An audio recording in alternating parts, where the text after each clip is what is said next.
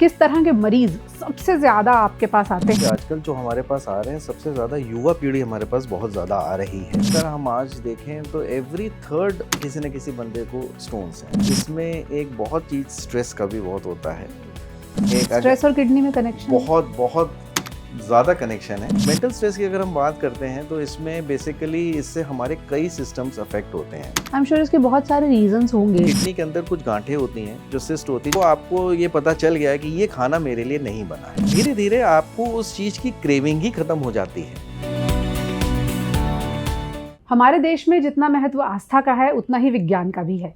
ये बात आज हम इसलिए कर रहे हैं कि भगवान को मनाना तो ज़रूरी है, लेकिन शादी से पहले सेहत की कुंडली मिलाना कितना ज़रूरी है ये आज के युवा सोचने लगे हैं। तो जब आप सेहत की कुंडली मिलाएं, आपको क्या क्या ध्यान रखना है ये हम आपको बताएंगे, और ये भी बताएंगे कि शादी से पहले और शादी के बाद बेहतरीन फिटनेस, मसल्स और बॉडी के लिए अक्सर जिम जाने वाले युवा क्या गलतियाँ करते हैं जो उन्हें नहीं करनी चाहिए।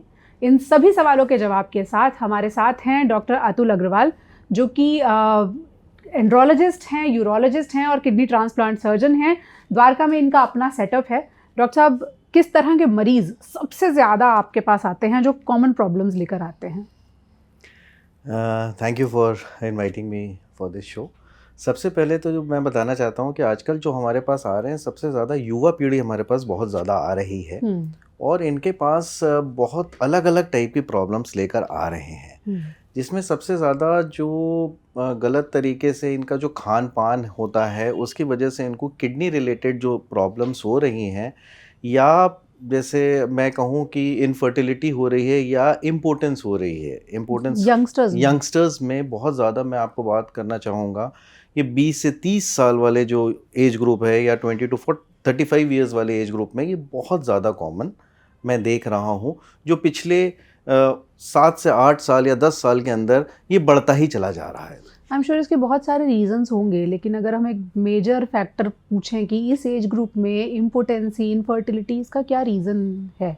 सबसे पहले तो जो मैंने देखा है, पहले जो हमारा होता था कि ये जो प्रॉब्लम्स आती थी ये इस एज ग्रुप की प्रॉब्लम्स ही नहीं थी। एग्जैक्टली, यूरोलॉजिस्ट के पास लोग 50 साल की उम्र के बाद ही जाते थे। ये आते थे नेफ्रोलॉजिस्ट या यूरोलॉजिस्ट के बाद। ये सारी प्रॉब्लम्स आती थी आफ्टर अबाउट 50 और 55 ईयर्स के बाद आती थी, और प्रीडोमिनेंटली ये जो प्रॉब्लम्स आती हैं ये डायबिटीज़ या जो हमारा हार्ट की प्रॉब्लम्स या हमारे ब्लड प्रेशर या इससे रिलेटेड जो लंबे समय तक प्रॉब्लम्स उनके हार्ट या उसमें रहती हैं, उसकी वजह से उनके जो बॉडी में मैनिफेस्ट होती थी उसकी वजह से आती हैं। बट अभी आप देख रहे हैं कि कितने यंग बच्चे जो जिम करते वक्त इस वक्त कोलैप्स कर रहे हैं, जिनको हार्ट अटैक्स आ रहे हैं। If I am talking of कि 20 से 30 साल या 30-35 साल वालों को भी आ रहा है, जो पहले हमने नहीं देखा था।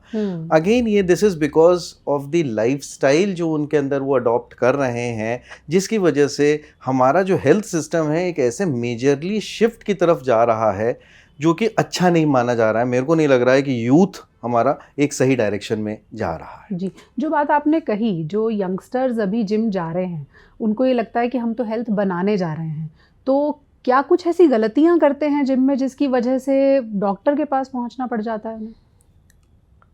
देखिए, वो जाते तो बिल्कुल एक सही इंटेंशन लेकर जाते हैं कि मेरे को जैसे अच्छा दिखना है, बॉडी बनानी है हमें, और पीयर प्रेशर भी होता है, और अच्छी चीज़ भी है कि अपनी सेहत बनाते हैं और अपना जाते हैं। बट साथ में उनको वो जो और लोगों को देखकर जो गलतियां करते हैं, जो मैं हाईलाइट करना चाहूँगा, सबसे पहले तो वो जो सप्लीमेंट्स ले रहे हैं। सप्लीमेंट्स में सबसे पहले बात करूँगा, प्रोटीन की जो सप्लीमेंट्स ले रहे हैं तो वो ब्लाइंडली ले लेते हैं वहाँ के ट्रेनर्स के कहने पर, या उनके जो दोस्त ले रहे हैं उनके कहने पर, जिसमें बहुत सारी ऐसी तत्व होते हैं, जिसमें क्रिएटिन होती है या और भी कई ऐसी चीज़ें होती हैं। That protein is actually not good for your health. अगर मैं एज ए किडनी एक्सपर्ट आपको बताऊँ तो किडनी के ऊपर जो सबसे ज़्यादा लोड डालता है वो प्रोटीन डालता है। तो जैसे जिनकी किडनी फेल हो जाती है, हम उनको एक ही मैसेज देते हैं कि आपको अपने प्रोटीन डाइट को कट डाउन करना है, because it overloads your kidney. हालांकि ये यूथ में नहीं होता है, बट अगर आप गलत प्रोटीन या गलत चीज़ें या किसी भी चीज़ का एक्सेस ले रहे हैं तो व्हाट हैपन्स, ये आपके जो किडनी के फिल्टरिंग मैकेनिज्म होता है उसको ये अफेक्ट कर देते हैं, और धीरे धीरे आफ्टर अबाउट 5 और 10 ईयर्स, और मे भी कई बार मैंने इससे पहले भी देखा है, इसके अत्यधिक यूज़ से they are coming to me with kidney failure. Youngsters I am talking, मेरे पास अभी भी 3 जिम के ही ट्रेनर्स हैं जो मेरे पास आ रहे हैं, 3-4 आ रहे हैं, जिनका क्रिएटिनिन लेवल इज़ अबाउट 2.2, 2.5, 2.8, जो कि नॉर्मली 1 तक रहना चाहिए। और क्रिएटिनिन में हमने सुना है कि थोड़ा सा भी लेवल ऊपर जाता है, it affects your kidney. Creatinine जो होता है एक बेसिकली मेजर है जो हमारे किडनी के फंक्शंस को बताता है एक सिंपल के ब्लड टेस्ट से।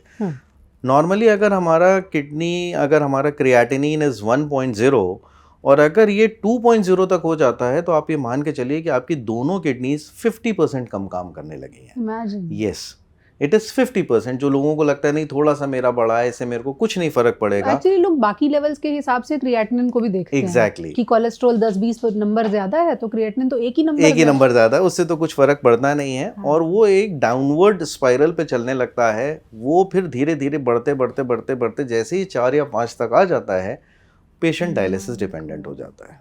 My God. और हम अगर जो लोग जिम में जाते हैं उन्हें बॉडी बनानी है, उनको मसल्स बनाने हैं, तो उन्हें लगता है कि सप्लीमेंट्स तो लेने ही हैं। सप्लीमेंट्स, एक तो उनको लगता है सप्लीमेंट्स लेने हैं, दूसरा मैंने देखा है कि बहुत ज़्यादा इन लोगों को आजकल मसल बल्किंग का भी बहुत ज़्यादा हो गया है अपने बाइसेप्स या ट्राइसेप्स बनाने के लिए। What many of them are doing, they are taking hormonal injections, they are taking testosterones. और इस इंजेक्शन का उस वक्त तो आपको आपकी मसल्स भी बल्क हो जाती हैं, you look good, you flaunt your muscles, you have good आपके अच्छा सर्कल बन जाता है जिसमें आप चाहते हैं आप मूव कर रहे हो, you are getting good girlfriends and all that stuff. But what eventually happens because of this excessive जो आप लेते हो, इससे एक हमारा हार्मोनल सिस्टम होता है जो हमारा पिट्यूटरी सिस्टम से चलता है, ब्रेन से चलता है, और वो हमारे टेस्टिस को परमानेंटली डिस्ट्रॉय कर देता है। So after a period of about 5 or 10 years what happens, they become totally important. Girlfriend होगी भी तो किसी काम के नहीं आ पाए। इमेजिन, मतलब तो और फिर ये जो टेस्टोस्टेरोन के इंजेक्शंस या हार्मोनल इंजेक्शन लगवा रहे हैं, बिल्कुल they are a big no no या क्या? They are absolutely a no no. They should be prescribed only under the supervision of a good urologist or a qualified doctor or a health expert। उसकी जरूरत होती है। बिल्कुल, कई लोगों को जरूरत पड़ती है, जैसे हम ही लोग कुछ लोगों को टेस्टोस्टेरोन के इंजेक्शंस लगवाते हैं, not for the bulking, for other purposes also. जैसे उनके कई बार लोगों की जो मेल की जो टेस्टिस होती हैं वो कई बार अपने पेट के अंदर ही होती हैं, उनका मूवमेंट नहीं होता है, वो स्क्रोटम तक नहीं आती हैं, उस कंडीशन में हम उनको देते हैं। कई बार उनका पेनाइल ग्रोथ बहुत अच्छी नहीं होती है, जिसकी वजह से हमको एक एज में उनको टेस्टोस्टेरोन के सप्लीमेंट्स या इंजेक्शंस देने पड़ते हैं। तो दे आर बेसिकली इंडिकेटेड, जिसको जरूरत है उसको दें। लेकिन ये तो प्योरली मेडिकल रीजन है। Absolutely, they are purely medical. आप सिर्फ बॉडी बनाने के लिए हार्मोनल इंजेक्शन नहीं लें तो मेरे हिसाब से तो बिल्कुल नहीं लेना चाहिए, क्योंकि मेरे पास एज एन एंड्रोलॉजिस्ट मैं देखता हूँ जो आ रहे हैं जिनकी शादियाँ हो गई हैं। एक्चुअली होता क्या है, जब हो जाता है and after a certain period of time they marry, and marriage के 1 या 2 साल के बाद they turn important and then they go into severe depression. और फिर वो एक ऐसी साइकिल चलती है कि उसकी घर गृहस्थी भी बर्बाद हो जाती है, उसका जिमिंग का भूत भी पूरा उतर जाता है वहाँ पर बैठकर। और आपने बॉडी बनाई लेकिन वो सिर्फ गुड लुक्स के काम आई, उसके अलावा किसी काम वो भी बहुत टेम्पररी, क्योंकि जैसे ही आप अपना ये हटाते हैं और आप इंजेक्शंस नहीं यूज़ करते हैं, आपके डी बल्किंग स्टार्ट हो जाती है and again you lose that thing, so it is not a permanent fixture. तो ऐसा नहीं है कि मतलब जैसे बहुत सारे लोग तो कॉम्पिटिशन्स में भी जाते हैं, बॉडी बिल्डिंग कॉम्पिटिशन्स में, फॉर टाइम बीइंग लगा लें तो नहीं, मैं उसको भी नहीं सजेस्ट करूंगा, क्योंकि ये एक ऐसी चीज़ है जिसमें आपको एक बार आप अपनी जैसे एक ब्यूटी को देखते हो, आपका एक स्पॉट जैसे आपको ब्यूटी इन्हांस करते चले जाते हो, आपको एक और क्रेज़ बढ़ता चला जाता है, शायद मैं थोड़ा और ले लूँ, शायद मैं थोड़ा और सुंदर हो जाऊँ, शायद मैं थोड़ा ये कर और हो जाऊँ। तो एक बार जब उसको अप्रिसिएशन मिलने लगती है तो फिर वो उसी रूट पर चलने लगता है और फिर वो रुकता नहीं है, फिर वो कहता है नहीं मैं तो ये भी कर लूँ, मैं ये वाले इंजेक्शंस पे लगा लूँ। तो एक्चुअली मैं तो बिल्कुल ही सजेस्ट नहीं करूंगा। तो जो डॉक्टर साहब कह रहे हैं उसका मतलब ये है कि बॉडी बिल्डिंग के लिए टेस्टोस्टेरोन इंजेक्शन या फॉर दैट मैटर कोई भी hormonal injection are a big no no, उसकी कोई ज़रूरत नहीं है। प्रोटीन सप्लीमेंट्स को किस तरह से देखना चाहिए जो लोग जिम जाते हैं, स्पेशली ऐसे लोग जो वेजिटेरियन हैं? देखिए, as a vegetarian what I feel और एज अ जिमिंग, प्रोटीन का हमारी डाइट में बहुत इंपॉर्टेंट कंसेप्ट है। और एक हमारा, चाहे हम कार्ब्स का लें, चाहे हम प्रोटीन्स का लें, चाहे हम फैट्स का लें, we have to have a balanced diet. तो definitely I would like to say कि हमारा जो वेजिटेरियन डाइट में, वीगन डाइट में हमें इतना नहीं मिल पाता है, तो obviously will have to supplement it through the proteins. But वो प्रोटीन के कुछ ऐसे कॉम्पोजिशंस आते हैं, कुछ ऐसे प्रोडक्ट्स आते हैं जो कि बिल्कुल सेफ होते हैं। वो आप अपने किसी हेल्थ एक्सपर्ट, न्यूट्रिशनिस्ट या डॉक्टर्स के थ्रू अगर आप प्रिस्क्राइब कराते हैं और आप वो लेते हैं, that is a helpful thing. Protein लेने का जो फॉर्मूला लोग बताते हैं पर ग्राम पर केजी बॉडी वेट, क्या वो सब पर लागू होता है? Mostly yes. Mostly yes. किस तरह से लेना चाहिए, अगर आप हमारे व्यूअर्स को समझा सकें कि जो लोग वेजिटेरियन हैं और उनको प्रोटीन डेफिशिएंसी मालूम है कि हमें है, तो क्या प्रोटीन सप्लीमेंट्स लेने का फॉर्मूला होना चाहिए, एक बार आप बताएं। तो इसमें एक्चुअली जो प्रोटीन्स होती हैं बेसिकली दे आर कॉम्पोजिशन, हमारी बॉडी के पर्टिकुलर कॉम्पोजिशन होता है। तो जब हम बेसिकली उसका BMI करते हैं या आजकल हम उसका इंडेक्स जो जब वो जिम जाते हैं करते हैं, तो उसमें हमारी डेफिशिएंसीज आ जाती हैं कि कितने परसेंटेज आती हैं, एंड देन हमारे न्यूट्रिशनिस्ट उसको कैलकुलेट कर कर उसको बताते हैं कि आपको इस फॉर्म का आपको प्रोटीन आपको चाहिए। तो it should be basically under the guidance of a health expert. Kidney खराब होने की हम बात कर रहे थे कि यंगस्टर्स आपके पास आ रहे हैं किडनी खराब होने की प्रॉब्लम को लेकर। एक तो रीज़न हमने डिस्कस किया कि जिमिंग में कोई ऐसे सप्लीमेंट्स लिए या हार्मोनल इंजेक्शंस लिए, और क्या मेजर रीज़न होते हैं? हम दिल्ली NCR में स्पेशली देखते हैं किडनी स्टोन्स बहुत कॉमन है, क्या रीज़न उसके हैं? देखिए, दिल्ली में अगर हम आज देखें तो every third house hold is having किसी न किसी बंदे को स्टोन्स हैं, आइदर किडनी स्टोन्स हैं या गॉल ब्लैडर स्टोन्स हैं। ये बेसिकली अगर हमने आजकल हमारे एम्स में भी इसमें काफ़ी रिसर्च हुई है, और इसमें हमने ये अल्टीमेटली ये पाया गया है, एक तो हमारी लाइफस्टाइल की जो प्रॉब्लम्स आ रही हैं उसकी वजह से। लाइफस्टाइल में जो सबसे कॉमन प्रॉब्लम आ रही है वो बेसिकली पानी का इंटेक नहीं करना होता है, लिक्विड का इंटेक बहुत कम होता है। इसमें कई चीज़ें होती हैं। फीमेल्स के लिए ये प्रॉब्लम होती है because we don't have adequate जो वॉशरूम्स हमारे पब्लिक टॉयलेट्स जो होते हैं, they are not very good maintain, तो इस वजह से वो डिहाइड्रेटेड रहती हैं। वर्किंग फीमेल्स या जो भी स्कूल्स वाली जो गर्ल्स जा रही होती हैं, तो वो चाहती हैं हम नहीं जाएं, तो इसलिए वो डिहाइड्रेटेड रहती हैं। मेल्स में भी अब ये देखा गया है कि वो पानी के ऊपर थोड़ा या फ्लूइड इंटेक के ऊपर वो बहुत कम लेते हैं, तो that is one of the most common reasons what I have found. Second is basically the quality of water. मैं वही कहने वाली थी, पानी अपने आप में ही एक रीज़न है। तो कई जगह पर, अब जैसे हम द्वारका की बात करते हैं, तो एक समय यहाँ बहुत ज़्यादा सॉल्टी वाटर आता था, कई जगह पर हार्ड वाटर बहुत आता है। तो बेसिकली इसके अंदर जो मिनरल्स होते हैं, इनके कुछ एक्सेस होने की वजह से ये they predispose to stone formation. And मैं एक चीज़ और कहना चाहूँगा, जो प्रोटीन कई लोग लेते हैं उनमें भी कई बार अगर आपका फ्लूइड इंटेक बहुत अच्छा नहीं है, उसमें भी स्टोन्स बनते हैं, उसमें यूरिक एसिड स्टोन्स बनते हैं। ओके, यस, क्योंकि प्रोटीन एब्जॉर्ब नहीं होता है। प्रोटीन जो डिग्रेड होता है वो यूरिक एसिड में बनता है, जो टूट कर जो बनता है, और यूरिक एसिड को जब आप फ्लश आउट नहीं कर पाते हो तो basically they either form stones या वो जॉइंट्स में जाकर सेटल कर जाते हैं। तो आजकल बहुत ज़्यादा प्रॉब्लम्स यंग एज में ये भी आ रही है। इसीलिए जिन लोगों का यूरिक एसिड बढ़ा होता है उन्हें प्रोटीन ना लेने की सलाह दी जाती है। मैं प्रोटीन नहीं लेने की सलाह तो नहीं कहूँगा, मैं उसको लाइफस्टाइल से इसको ठीक करने की सलाह दूंगा। अच्छा। जैसे अगर आप बहुत ज़्यादा प्रोटीन ले रहे हैं तो आप उसको अपने न्यूट्रिशनिस्ट या हेल्थ एक्सपर्ट से कर उसको आपकी बॉडी को एडिक्वेट जो ज़रूरत है उस तक आप उसको कट डाउन करिए। And secondly, increase your fluid intake. अगर आपकी किडनी स्वस्थ हैं तो आपका जितना भी एक्सेस लोड होता है वो आपका बेसिकली आपकी किडनीज फिल्टर आउट कर देती हैं। So it is the kidneys which are managing your excess load of anything. So you keep your kidneys healthy, keep your kidneys fit. तो किडनी हेल्दी रखने के लिए करना क्या चाहिए? सबसे पहले तो जैसे मैंने बताया कि इसमें एक बहुत चीज़ स्ट्रेस का भी बहुत होता है। एक स्ट्रेस और किडनी में कनेक्शन बहुत ज़्यादा कनेक्शन है। अगर हम मेंटल स्ट्रेस की बात करते हैं तो आजकल हर ही बंदा स्ट्रेस्ड है। एवरीवन हैज़, चाहे वो छोटा हो, कुछ ना कुछ स्ट्रेस से वो जूझ ही रहा है। बट आपकी बॉडी उसको कैसे अडेप्ट कर रही है ये आपको देखना है, और उन गैप्स को फिल इन कर आपकी जो बॉडी की रिक्वायरमेंट है आपको उसको पूरा करना है। मेंटल स्ट्रेस की अगर हम बात करते हैं तो इसमें बेसिकली इससे हमारे कई सिस्टम्स अफेक्ट होते हैं। इसमें अगर हम बात करते हैं, एक तो किडनीज हमारी अफेक्ट होती हैं, साथ में हमारी इनफर्टिलिटी बहुत ज़्यादा बढ़ रही है।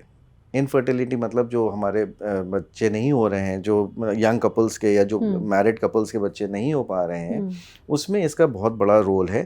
थर्ड रोल इसमें जो मेल्स में, यंग मेल्स में हम देखते हैं, उसमें प्रोस्टेटाइटिस का बहुत बड़ा रोल है। प्रोस्टेट जैसे एक प्रोस्टेटिक ग्लैंड होता है जो नॉर्मली 50 साल के बाद या 55 साल 60 साल के बाद बढ़ना स्टार्ट होता है और वो सिम्टम्स देता है जो हमारे यूरिनरी सिम्टम्स से रिलेटेड होते हैं।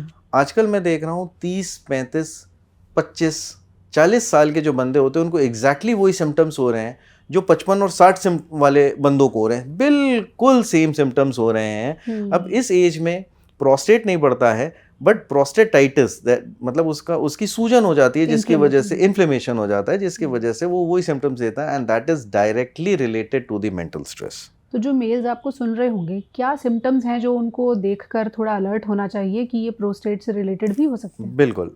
जो सबसे पहले हमारे पास जो सिम्टम्स आते हैं उनको आता है कि जैसे उनको यूरिन बार बार आ रहा है, दिन में वो कई बार करने जा रहे हैं। दूसरा उनको जो सिम्टम आता है उनको यूरिन का फ्लो रुक रुक कर आ रहा है, बहुत पूरा उनको यूरिन क्लियर नहीं हो पा रहा है। तीसरा उनको सिम्टम होता है उनको यूरिन करते वक्त पेन होता है, जलन होती है, वो बैठ रहे हैं तो जो उनके अम्बलाइकस के जो नीचे वाला जो हिस्सा होता है उसके अंदर परसिस्टेंट उसको एक डिस्कम्फर्ट सा होता है। मैं उसको पेन नहीं कहूँगा कि आपको एक पेन किलर की ज़रूरत पड़ रही है, बट वो ऐसा डिस्कम्फर्ट होता है कि उसको 24 घंटे उसका दिमाग उसी में ही रहता है और वो अपने काम पूरे ठीक से तरीके से नहीं कर पा रहा है। राइट। करना क्या चाहिए? ये एक बहुत बड़ा टॉपिक है। तो इसमें जैसे मैंने बताया कि एक तो स्ट्रेस का लेवल बहुत कम करना है, बिकॉज ये टाइप ए पर्सनालिटी वाले जो बंदे होते हैं उनकी ज़्यादा उनको ये प्रेडिस्पोज करता है, जो अपनी हर चीज़ को बड़ा एक्यूरेट लगते हैं कि उनका आइनिंग भी बिल्कुल ठीक होनी चाहिए, बिल्कुल सही समय पर अपना वो वाला काम होना चाहिए। Those who are very particular and very about their work, about everything in their life. ये ज़्यादातर लाइफस्टाइल वाली प्रॉब्लम उनको ज़्यादा अफेक्ट करती है। जो बड़ा थोड़ा सा कैजुअल एटीट्यूड वाले होते हैं उनको नहीं करती है। तो जो वो अपनी जेनेटिकली तो अपने आप को चेंज नहीं कर सकते हैं, but they have to have give it a more relaxing attitude towards their life. थोड़ा कैजुअल होना अच्छा होता है। Exactly, rather than being every time. Prostate की बीमारी से भी इस बात का लिंक है कि आप कितने पर्टिकुलर हैं और कितने। डॉक्टर साहब, अब बात करते हैं यंगस्टर्स में। आप बता रहे हैं कि 25-30 इस उम्र में भी ऐसी प्रॉब्लम्स आ रही हैं जो आगे जाके उनकी शादीशुदा ज़िंदगी को अफेक्ट कर सकती हैं। शादी के लिए जब कोई प्रोस्पेक्ट देख रहा है, लड़का लड़की देख रहे हैं, किस तरह की कंपैटिबिलिटी है, हेल्थ कंपैटिबिलिटी, जिसे चेक करना चाहिए? आजकल तो पहले लोग जन्म कुंडली बनाते थे, आजकल शादी वाली कुंडली जो बन रही है उसमें हेल्थ कुंडली का एक बहुत बड़ा रोल आ गया है। मेरे पास कई ऐसे पेशेंट्स आते हैं जो प्रोस्पेक्टिव ब्राइड और ग्रूम होते हैं, उनकी फैमिलीज आती हैं और वो हमसे कहती हैं कि पूछती हैं कि क्या मतलब हेल्थ से रिलेटेड क्या चीज़ है। तो अवेयरनेस इतनी ज़्यादा आ गई है लोगों में कि वो नहीं चाहते हैं कि उनके प्रोस्पेक्टिव ब्राइड या ग्रूम में कोई भी इश्यूज हों। तो इसको मैं हेल्थ कुंडली अगर हम बात करें तो आजकल ये बहुत कॉमन सी चीज़ होती चली जा रही है और अच्छी चीज़ भी है। This is what I feel that it should be encouraged. इसमें जो सबसे पहले जो ज़्यादातर लोग देखते हैं वो ये देखते हैं कि क्या शादी के बाद कोई ऐसी प्रॉब्लम या कोई ऐसी डिजीज ऐसी होती है जो इनहेरिटेड होती है, जो कि मतलब हेरिडिटरी है, जो कि उनके पास ऑन हो रही है। तो डेफिनेटली बहुत चांसेस हैं कि उसके स्पाउस में भी पास ऑन होगी, जिसमें मुख्यतः सबसे ज़्यादा हम डायबिटीज़ को बहुत डायबिटीज़ या हाइपरटेंशन को एक हम बहुत ज़्यादा रोल प्ले इसका। फिर कई टाइप की स्किन प्रॉब्लम्स होती हैं, जैसे विटिलिगोज होते हैं या एल्बिनिज्म होती है, जिसके अंदर स्किन का डिस्कलरेशन होता है, क्योंकि ये हमारे को दिखता है, अपरेंट होता है। इस वजह से भी लोग उस चीज़ को मिलाते हैं और देखते हैं कि क्या ये हेरिडिटरी की है या नहीं। चौथी चीज़ एक होती है, किडनी के अंदर कुछ गांठें होती हैं जो सिस्ट होती है, जो नॉर्मली 100 में से 50 लोगों में नॉर्मली पाई जाती हैं। अच्छा। तो ये इनको रीनल सिस्ट कहते हैं हम लोग। इसमें अगर ये दोनों किडनीज में होती हैं तो इनके आपके फ्यूचर में आपके प्रोजेनी में हेरिडिटरी होने के चांसेस बढ़ जाते हैं, जिससे किडनी फेलियर के चांसेस बढ़ जाते हैं। अच्छा, यानी अभी इस जनरेशन में हो सकता है वो डॉर्मेंट है, लेकिन आगे जाकर वो डिजीज करेंगे, रिसेसिव है, अगले उसमें डॉर्मेंट हो जाए। अच्छा, रिसेसिव मतलब अभी उसने अब नहीं करा है, बट उसके अगले जनरेशन में 100 में से 50 लोगों में वो मैनिफेस्ट करेगा ही करेगा एज अ सिम्टम्स, कोई ना कोई प्रॉब्लम। एग्जैक्टली। तो हम लोग उसको स्क्रीन करते हैं, उसमें स्क्रीनिंग पैरामीटर्स होते हैं जिसके अंदर हम देखते हैं कि उसके अंदर है। और मैं ये नहीं कह रहा हूँ जिनको प्रॉब्लम है तो वो डरें कि उनकी शादी नहीं हो सकती है या उनसे कोई विवाह नहीं करेगा, ऐसी चीज़ नहीं है। बिकॉज हम लोग वो प्रिवेंटिव मेजर्स और वो तरीके, वो ट्रीटमेंट बताते हैं जिससे उनके सिस्ट सप्रेस रहते हैं, उनको आगे चलकर इसमें किडनी के रिलेटेड कोई प्रॉब्लम नहीं होती और वो एक नॉर्मल जिंदगी जीते हैं जो कि एक नॉर्मल बंदा या एक एडल्ट जीता है। तो आप जन्म कुंडली मिला रहे हैं अगर, तो अब सेहत की कुंडली मिलाने की शुरुआत कर देनी चाहिए। डॉक्टर साहब ने बताया डायबिटीज़ के लिए चेक रखें, किडनी के लिए चेक रखें, स्किन के लिए आमतौर पर लोग चेक कर ही लेते हैं कि कोई समस्या है या नहीं है। बहुत सारे लोग हैं हमारे देश में, तो ख़ासतौर पर हम डायबिटीज़ कैपिटल हैं, तो 8.5 करोड़ तो डायबिटिक हो गए और 13 करोड़ ऐसे हैं जो प्री डायबिटिक हैं, जो बिल्कुल मुहाने पे खड़े हैं। तो वो बेचारे शादी कैसे करें सर? Good question. अगर हम शादी नहीं करेंगे और अगर हमारा आजकल तो हमारे लीडर्स कह ही रहे हैं कि 3 बच्चे पैदा करिए, पहले तो 2 ही धक्के वाले थे। ये तो एक अलग डिबेट है। तो जो प्री डायबिटिक हैं उनको what I feel that an adequate amount of guidance with as with जो हमारा खाने को रिलेटेड पैटर्न होता है और हमारा एक्सरसाइज को रिलेटेड पैटर्न होता है, if we follow that same pattern, उनको दवाई की भी ज़रूरत नहीं पड़ेगी। बट वो जो एक्सरसाइज और जो खाने वाली जो चीज़ होती है that has to be very very strict. उसके अंदर हम उसमें कार्ब्स को ऑलमोस्ट काफ़ी कम कर देते हैं और इसमें ज़्यादातर हम अपना प्रोटीन और प्रोटीन पे ज़्यादा ध्यान देकर और फैट और प्रोटीन के ऊपर ही हम रखकर और मिनिमल कार्ब्स को करते हुए करते हैं, जो कि स्टार्टिंग में it is very very difficult to follow, very very difficult. जैसे एक तपस्या होती है, तपस्या आदमी करने जाता है तो फल एकदम से हमको नहीं मिलता है, उसमें कई महीने कई उसके बाद उसको धीरे धीरे क्या होता है, actually your mind controls your body. कहते हैं भूख जो है पेट में बाद में लगती है, दिमाग में पहले लगती है। अगर आपने दिमाग को, आपको ये पता चल गया है कि ये खाना मेरे लिए नहीं बना है, this food is not meant for me, तो धीरे धीरे आपको उस चीज की क्रेविंग ही खत्म हो जाती है। मैं ये नहीं कह रहा हूँ कि आप बिल्कुल ही बंद कर दीजिए, as and when required, there are cheats day for everything, तो आप उसके लिए भी आप कर सकते हैं। मैं सोच रही थी गलत आदतें जल्दी अट्रैक्ट करती हैं। अब सोचिए एक तरफ समोसा है और एक तरफ किनोआ सैलेड है, आप क्या उठाएंगे? तो डॉक्टर साहब डुएबल क्या है, क्या करना चाहिए जिन लोगों को प्री डायबिटिक्स हैं ऑन अ सीरियस नोट और उनको अपने खाने पर, एक्सरसाइज पर काम करना है, कितना चीटिंग अलाउड है उनके लिए? मैं ये तो नहीं कह रहा हूँ कि चीटिंग बिल्कुल ही अलाउड नहीं है, but they should get there, जिसमें हम लोग एक इंसुलिन रेजिस्टेंस वाली कई पैरामीटर्स आते हैं जो हमें बता देते हैं कि हमारा क्या लेवल्स चल रहे हैं। अगर वो लेवल्स हमारे मेंटेन रहते हैं तो धीरे धीरे I think they can easily do it with not very rigorous restrictions. This is what I feel, not very rigorous restrictions. वो बैलेंस करते हुए डाइट और एक्सरसाइज से अगर इनपुट चला जाता है, क्योंकि इंसुलिन फिर हमारे मसल्स में उसको यूटिलाइज कर देती है एक्सेसिव शुगर को, तो धीरे धीरे आपकी उसकी रिक्वायरमेंट्स भी कम होती रहती हैं। और यंग एज में अगर अपना गुड हाइड्रेशन हो, अगर अपनी प्रॉपर डाइट हो आपकी और एक्सरसाइज हो, दिस विल उनको आगे तक लेके जाएगा और वो अपना एंजॉय भी लाइफ कर सकते हैं। किडनीज की अच्छी सेहत के लिए कौन सी एक्सरसाइजेज हैं जो रिकमेंडेड हैं कि ये करनी चाहिए? सबसे पहले तो जैसे मैंने आपको बताया कि स्ट्रेस कम करना है और पानी का बहुत अच्छा एडिक्वेट इनटेक होना चाहिए, चाहे वो सर्दियों में हो चाहे वो गर्मियों में। सर्दियों में वी एक्सपेक्ट 2.5 लीटर के करीब और सर्दियों में वी एक्सपेक्ट समवेयर अराउंड 3.5 से 4 लीटर। आइडिया ये रहता है कि पर डे हमारा जो एक अडल्ट का 1.5 to 2 लीटर्स यूरिन आउटपुट आना चाहिए। This is the optimal intake उसके करने के लिए, क्योंकि कुछ हमारा स्वेट से चला जाता है, कुछ हमारा और इंटेस्टाइन्स में एब्जॉर्प्शन हो जाता है, उसकी वजह से चला जाता है। Then after a certain age I would rather suggest, after 40 years I would suggest कि not to add salt to your diet. मतलब आप ओवर जो आप टीस्पून ऐड करते हो over salads and over that thing, वो आप ना करते हुए सिर्फ जो उसके अंदर बना हुआ है, जो आपके नमक की मात्रा आपको थोड़ी सी घटानी है, नॉमिनल रखनी है, घटानी नहीं है, नॉमिनल रखनी है। और बहुत ज़्यादा आर्टिफिशियल चीज़ों का यूज़ नहीं करना है, जैसे प्रोटीन्स हो गए या उसको नेचुरली आप जितना भी ले सकते हैं और उसको थोड़ा बहुत आप सप्लीमेंट कर लीजिए, इससे आप लंबे समय तक और दूरी तक जाएंगे, ताकि किडनी पर लोड ना पड़े। ओके।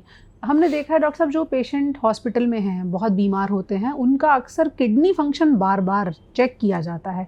क्या अहमियत होती है उसकी और क्यों किडनी फंक्शन पे नज़र रहती है? देखिए, किडनीज आर दी, जैसे हमारा हार्ट होता है जो कि हमारी लाइफ के लिए वेरी इंपॉर्टेंट, बहुत ज़्यादा इंपॉर्टेंट होता है, ऐसे किडनीज हमारी एग्जिस्टेंस के लिए बहुत इंपॉर्टेंट होती हैं। अगर हम एक मल्टीपल ऑर्गन फेलियर की बात करें, मल्टीपल ऑर्गन फेलियर अगर किसी भी वजह से, सेप्सिस की वजह से चला गया, ट्रॉमा की वजह से चला गया, किसी और चीज़ की जिसमें उसके मल्टीपल ऑर्गन फेल है या काम नहीं कर रहे हैं, उसके सर्वाइवल का सिर्फ एक होप होती है कि उसकी किडनीज चलती रहें। Why? Because kidneys are the only medium जिससे हमारे शरीर का एक जो वेस्ट मटेरियल होता है वो एक्सक्रीट हो रहा है। अगर हमारा ब्लड प्योर रहेगा तो हमारे सारे ऑर्गन्स जिनको खाना हमारा खून से मिलता है वो स्वस्थ रहेंगे। अगर हमारी किडनीज नहीं स्वस्थ हैं तो अंदर जो हमारा वेस्ट मटेरियल एक्यूमुलेट हो रहा है वो खून के द्वारा हार्ट में भी जाएगा, लीवर में भी जाएगा, ब्रेन में भी जाएगा, मसल्स में भी जाएगा और वो और प्रॉब्लम्स को और डिटोरिएट कर रहा है। ओके। इसीलिए KFT यूरिन आउटपुट बहुत इंपॉर्टेंट होता है। अगर हमारा यूरिन चल रहा है और हमारा यूरिन इम्प्रूव हो रहा है तो आप ये मान के चलिए कि वो बंदा ICU से या उस सेप्सिस से 100% बाहर आना है। That is the only predictable parameter. इसको अगर मैं जिम जाने वाले लोगों से जोड़ूं तो उनको फिर अपना हाइड्रेशन ज़्यादा अच्छा रखने की ज़रूरत है? जिम वालों की अगर हम बात करें तो ज़्यादातर ये पानी के ऊपर थोड़ा सा कम करते हैं जो इनटेक होता है। एक तो उसका लिक्विड का intake, balanced diet is also very very essential. Okay. And not to take any supplements without the consultation of an health expert और अ डॉक्टर। यानी थोड़े बहुत सप्लीमेंट्स की जरूरत पड़ सकती है अगर बॉडी बिल्डिंग बहुत सीरियस लेवल पे की जा रही है? बिल्कुल सर मैम, उसकी ज़रूरत पड़ती है बिकॉज उसके बिना तो हम नहीं सोचते हैं कि काम चल सकता है। बट वो प्रोटीन्स ऐसे होने चाहिए या वो सप्लीमेंट्स ऐसे होने चाहिए जो उसकी बॉडी को लॉन्ग टर्म के लिए नुकसान ना करें। बिल्कुल। इसीलिए अगर आप ऑफ द शेल्फ अपने मन से, अपने जिम ट्रेनर के कहने से कोई सप्लीमेंट उठा रहे हैं मार्केट से या ऑनलाइन शॉपिंग करके सप्लीमेंट्स को ले रहे हैं तो आपको ध्यान रखना चाहिए। आप जिम जा रहे हैं बॉडी बनाने के लिए, साथ साथ हेल्थ को बनाए रखना भी बहुत ज़रूरी है। जो बात डॉक्टर साहब ने कही है उसे नोट कीजिए, किसी डॉक्टर से एक बार नोट करवा लीजिए आपकी प्रोटीन की रिक्वायरमेंट क्या है, किस तरह का प्रोटीन आपके लिए सेहतमंद होगा, ताकि आगे आप अपनी शादीशुदा ज़िंदगी और लंबे समय तक अपनी किडनीज़ की सेहत का ख्याल अपनी बॉडी के साथ साथ रख पाएँ। डॉक्टर साहब बहुत बहुत शुक्रिया। आई एम श्योर बहुत सारे और सवाल होंगे, हम आपको फिर परेशान करेंगे जब कमेंट सेक्शन में लोग जानना चाहेंगे कि हम क्या करें। बिल्कुल ma'am, thank you so much.